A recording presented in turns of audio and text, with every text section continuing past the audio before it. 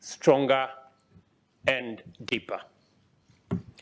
The Pan-African Parliament is a critical organ of the African Union, whose full institutional potential is going to become manifest as we rally to formulate effective and sustainable solutions to the tremendous crisis confronting our people and humanity in general. This Parliament rises higher and goes further than the sum of its legislative, representative, and oversight mandate for Africa.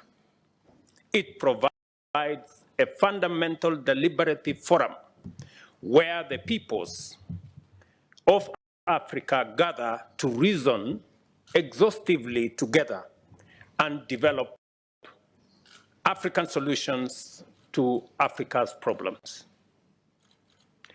This assembly is the august crucible where the full range of African voices, the diversity of African ideas, and the variety of African insights interact and generate the principles and knowledge that we need to inform our endeavors to give present and future generations a prosperous and a secure Africa, together with a livable planet.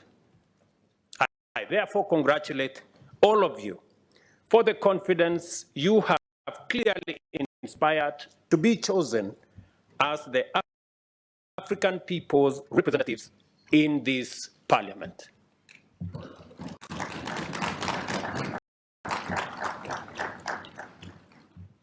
You take your seats in this House at a very critical time for Africa and the world.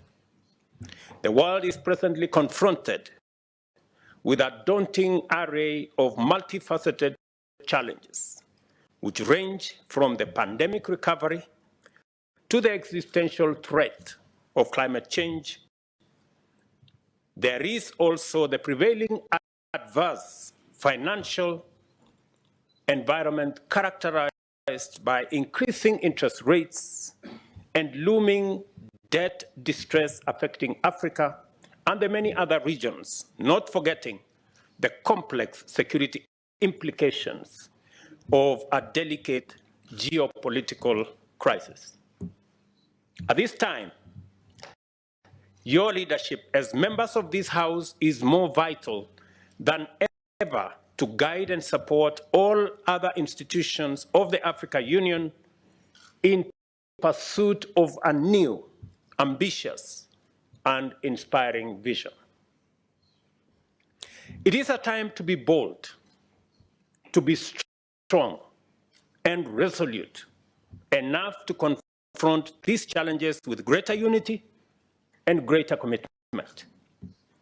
It is time to extend our forefathers' Pan-African dream into a brave new world in order to bequeath the people of Africa and our future generations a much better, more secure, and prosperous Africa that plays its role. And we are the continent of young people, hungry for better life and a creative